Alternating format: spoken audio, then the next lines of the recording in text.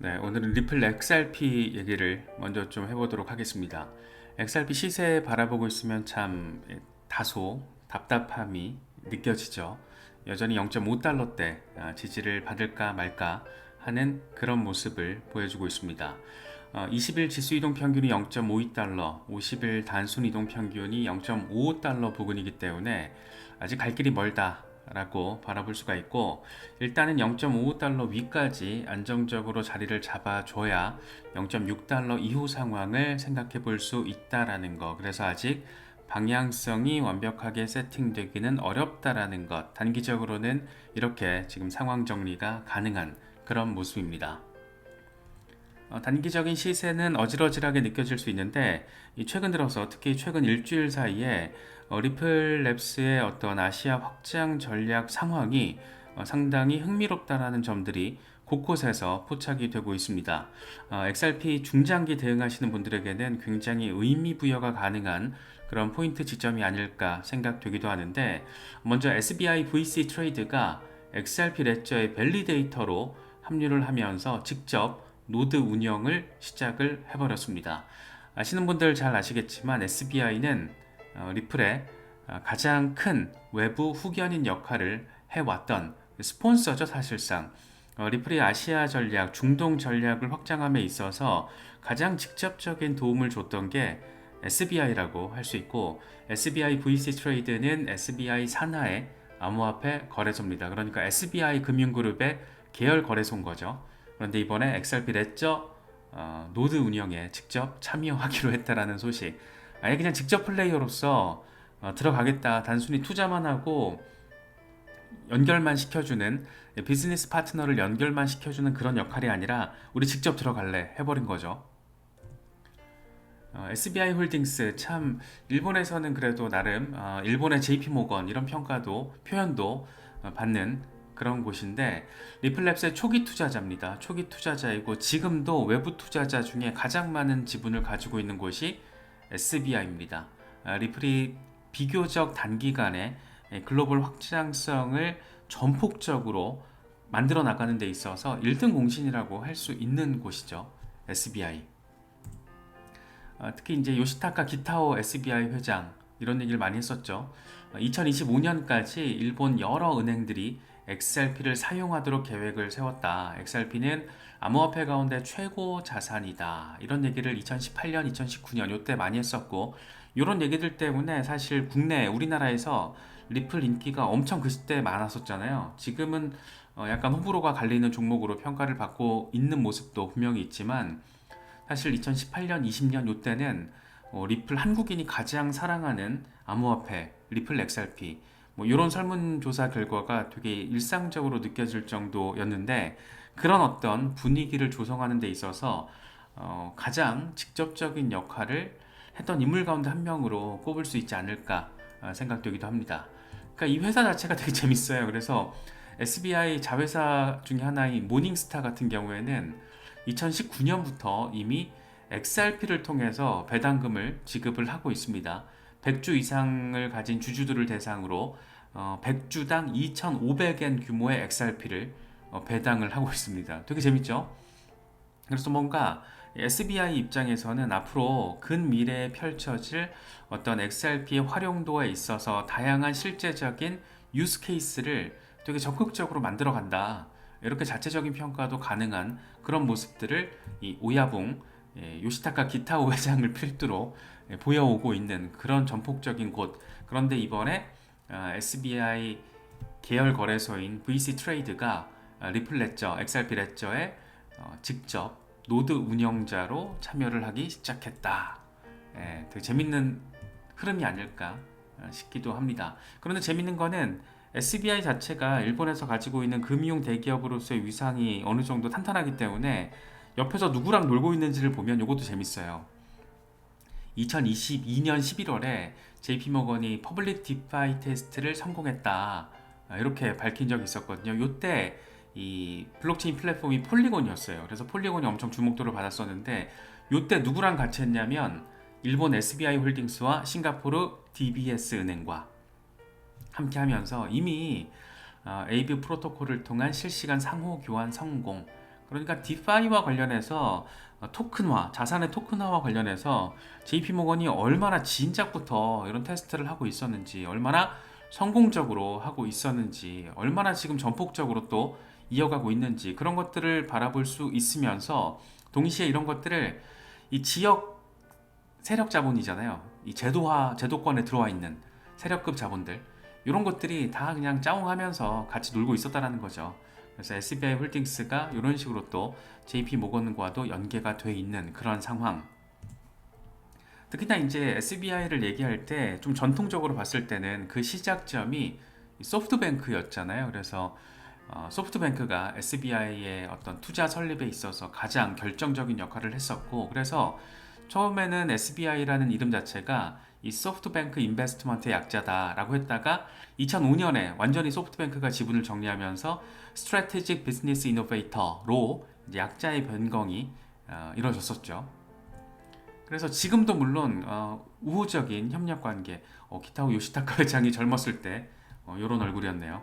그래서 SBI가 전폭적인 은행 혁신 의지를 보이고 있는 것은, 그러니까 2025년까지 일본의 모든 은행이 XRP를 사용하게 될 것이다 라는 식의 어떤 이런 전폭적인 멘트를 하는 데 있어서는 든든한 후원군, 이 소프트뱅크, 손정희가 그 뒤에 백업으로 자리하고 있기 때문이 아닌가, 뭐 이런 뭐 다소 음모론적이기도 하고 어느 정도는 팩트 기반이기도 하고 그런 얘기들이 나오는 이유가 다 이렇게 깔려 있는 겁니다. 그런 SBI가 리플의 가장 큰 스폰서 역할을 해왔다라는 거, 지금도 하고 있다라는 거, 아예 XRP 레저 노드 운영자로 참여를 시작했다라는 거, 상당히 흥미진진한 포인트 지점이 아닐까. 시세는 단기적으로 어질어질하지만 뭔가 있을 것 같다라는 기대감을 주는 것은 꼭 기분 탓만은 아닌 것 같습니다. 특히나 이제 지금 일본에서의 어떤 흐름들이 재밌잖아요. 재밌는데 리플이 최근에 해시키 DX와 파트너십을 맺었습니다. 해시키 산하의 일본 컨설팅 기업인데 일본 시장에서 XRP 레저 공급을 위한 협력 예정이라고 합니다. 그러니까 이게 또 SBI가 왜 XRP 레저 노드 참여자로 들어갔는지를 또 보여주는 거죠. 그러니까 SBI가 선빵을 날리면서 우리가 직접 노드까지 운영할 정도로 굉장히 탄탄한 블록체인 플랫폼이야. 디파이 혁신, 일본 은행들 디파이 혁신 할 거면은 딴 거 보지 말고 그냥 XRP 레저로 올라타. 이런 얘기를 하고 있다라고 맥락적인 해석이 가능하다라는 거죠. 그렇기 때문에 이번에 해시키랑 이렇게 또 손을 잡고, 아하, XRP 레저를 일본 시장에 조금 더 본격적으로 깔아보겠다. 그러니까 XRP가 돌아다니는 통로를 더 적극적으로 일본에 일단 깔아버리겠다. 이런 어떤 해외 전략 가운데 특히 이제 아시아 확장 전략이 이제 단순히 확장하는 수준이 아니고 가속화 단계로 이제 업그레이드가 되고 있구나 라고도 바라볼 수 있을 것 같습니다. 특히나 이제 해시키랑 이런 걸 파트너십을 했다라는 것도 재미있죠. 잘 아시겠지만 해시키는 최근에 홍콩에서 비트코인 현물 ETF 그리고 이더리움 현물 ETF를 출시해서 굉장히 재미를 보고 있는 곳이고, 리플 같은 경우에는 홍콩 통화청과 이 CBDC 프로젝트 파트너십을 맺으면서 홍콩 통화청의 부동산 NFT CBDC 프로젝트의 리서처로서 리플이 파트너를 맺었었죠. 그러니까 홍콩 지역에서도 나름의 이들 간의 커넥션이 있는 겁니다. 그래서 홍콩 그리고 중국 본토 여기에 일본 이렇게 아시아 확장 전략이 가속화 단계로 들어서고 있구나. 미국 소송, 이제 SEC의 소송이 끝물이잖아요. 이제 얼마 안 남았다라는 평가가 지배적이고, 뭐 소송 상황은 우리가 여러 번 짚어봤지만 이제 다 끝났습니다. 다 끝났고 브리핑 서류 제출 다 끝났고 법원의 명령만 남아있는 상태고, 빠르면 7, 8월, 늦어도 8, 9월, 한 9월 정도에는 법원의 판결이 나오게 되지 않을까라는 전망이 지금 지배적이죠.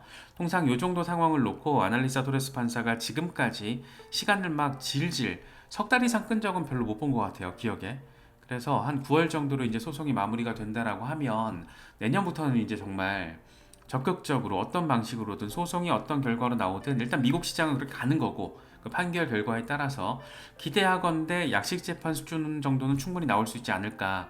뭐 XRP 투자자라면 그 정도 기대감은 가지고 있을 거잖아요. 그런 걸 염두에 둔다라면 이제 미국 시장은 그렇게 가는 겁니다. 그렇게 가는 거고, 아시아 시장, 중동 시장, 그리고 유럽 시장 이 세 덩어리를 어떤 식으로 핸들링 할 것이냐. 요게 지금 이제 흥미진진한 관전 포인트가 될 가능성이 높은데, 일단은 아시아 지역에서 뭔가 지금 꿈틀꿈틀하고 있구나. 누가? 리플이. 뭐를? XRP 레저를.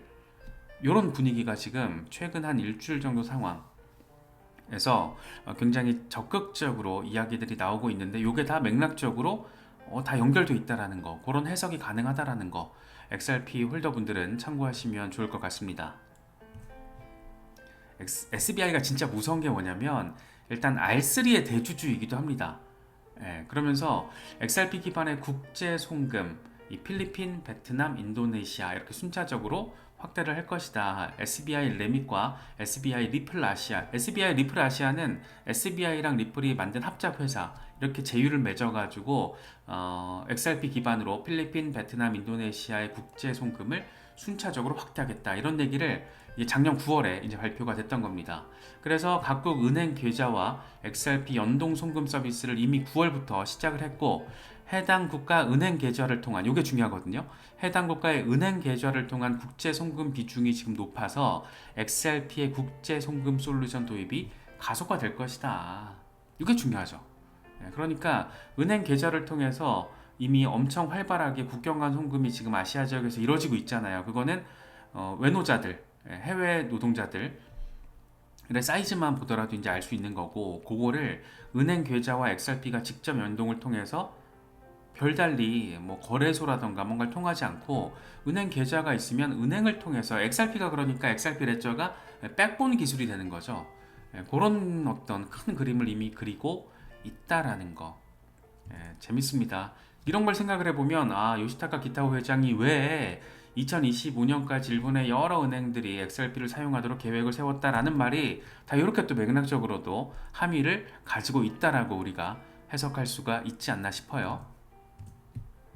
더군다나 R3의 대주주가 SBI고, SBI가 리플의 최대 후견 기업이고, 이번에 XRP 레저의 노드 운영자로 참여를 했는데, 그 R3가 스위프트랑 작년에 또 파트너십을 맺으면서, 와, 대체 SBI가 그리고 있는 그림은 뭘까? SBI는 게임 회사도 샀어요. 얼마 전에, 작년인가 재작년인가 게임 회사까지 사들이면서 이 게임의 블록체인화까지 지금 시도하고 있거든요. 그러니까 거의 모든 영역에, 블록체인과 관련된 거의 모든 영역에 이미 계열사들을 다 가지고 있습니다. 그런데 하다가 R3의 대주주인데, R3가 스위프트랑 파트너십을 맺으면서 스위프트의 블록체인 혁신에 지금 SBI가 연계가 돼 있는 거고, SBI 회장은 누구의 빠돌이다? XRP 빠돌이다. 뭐 이렇게 또 이제 정리가 된다라는 거죠. 재밌는 상황입니다. 굉장히 재밌고 흥미진진한 상황이고, 그렇기 때문에 리플 소송이 언제 어떤 방식으로 종료가 될 것인가가 핵심적인 관전 포인트가 될 수밖에 없죠. 왜냐하면 미국 내부 시장의 확장성과 별개로 이제 아시아, 중동, 유럽 시장의 확장성의 가속화는 이미 시작이 됐기 때문이고, 하지만 그럼에도 불구하고 세계에서 가장 큰 시장인 미국을 당연히 버릴 수가 없고, 리플은 미국 기업으로서 남기를 원하고 미국에서 IPO를 계획하고 있는 곳이잖아요. 그렇기 때문에 이제 소송에 대한 관심사가 이렇게 해외 확장 전략과 또 별도로, 그러면서 동시에 하나로 관심을 받을 수밖에 없는 거죠. 일단 양사의 어떤 입장은 첨예하게 엇갈리고 있습니다. SAC는 20억 달러 벌금 내, 리플은 개소리 짓거리고 있네, 1000만 달러 미만이어야지, 이런 얘기 지금 하고 있는 거죠. 그래서 판결이 언제쯤 나올 것인가, 이것도 나와봐야 아는 거지만, 통상적으로는 지금까지 아날리스타 토레스 판사가 보여줬던 어떤 속도감, 스탠스, 이런 것들을 보면 9월 전에는 나오지 않을까, 이런 어떤 기대감과 전망들이 지금 지배적이다라고 바라볼 수 있을 것 같습니다. 근데 지금 또 하나 약간 새로운 쟁점으로 부각을 한 게, 이 새끼들 진짜 미친 것 같아요. SEC가 리플이 지금 또 새로운 미등록 증권을 출시하려고 하고 있다. 이거 지금 리플이 올해 연말에 출시를 계획하고 있는 스테이블 코인 얘기하고 있는 거잖아요. 그래서 이미 아직 출시도 안 했는데 벌써부터 미등록 증권으로 스테이블 코인을 규정을 하고 있는 이 시도, 이거는 정말 맛이 가도 너무 갔다. 스테이블 코인도 증권이라고? 그럼 미국 달러도 증권이고 뭐 다 증권이어야 되나? 정신없는 소리 지금 하고 있는 거죠. 그래서 뭔가가 되게 재밌는 상황, 흥미진진한 상황이고 리플이 지금 스테이블 코인을 출시하려고 하는 게 하도 XRP 기관 대상 판매한 게 증권이라고 지랄지랄 하는 데다가 어쨌든 약식 재판에선 그건 증권이라고 나왔으니까. 그런데 리플의 비즈니스 모델 자체가 기관 대상의 비즈니스 엔터프라이즈 비즈니스 모델을 가지고 있는 거잖아요. 그렇다 보니까 이 증권 논란을 피해가기 위해서 미국 내에선 XRP 대신에 스테이블 코인을 활용을 하겠다. 일단 USDT로 하고 우리 거 나오면 우리 거 쓰겠다. 요런 건데 요걸 지금 출시도 되기 전에 미등록 증권이라고 규정하고 있는 이 개 같은 상황.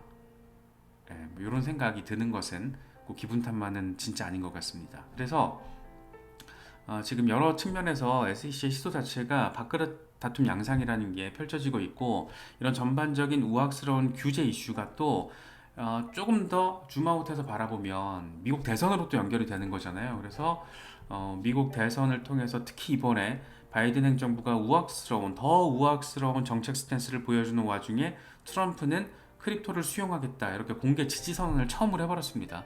그래서 미국 대선 결과에 따라서 미국 암호화폐 시장의 어떤 판세가 완전히 바뀔 수가 있고 리플의 미국 비즈니스 확장성도 트럼프가 당선이 되면 그냥 쭉쭉 간다라고 바라보는 게 맞지 않을까. 뭐 그런 생각이 들기도 하는데 뭐 대선 결과를 뭐 예단할 수는 없으니까. 그런데 이제 암호화폐 투자자 입장에서는 바이든이 되면 아무튼 우리 지갑은 녹아내리는 겁니다. 그렇게 생각을 하면 트럼프에 대한 호불호를 떠나서 어쨌든 트럼프가 당선이 돼야지 비트코인이 살고 암호화폐가 살고 리플도 삽니다. 라고 이제 바라볼 수 있는 그림이 지금 세팅이 된 거잖아요. 이번 주에. 그리고 되게 지금 흥미로운 상황들이 막 속속 이렇게 펼쳐지고 있는데 특히 이제 SEC 내부적으로도 교통 정리가 안 되고 있다라는 거. 이 트로이 파레데스라는 SEC 전 위원이 이런 얘기를 해요. 어떤 암호화폐가 증권인지 SEC는 지나치게 광범위한 해석을 적용하고 있다. 겐슬러는 하위 테스트에 따라서 증권으로 분류하는 것에 자신만의 뚜렷한 기준을 두고 있는 것으로 보인다.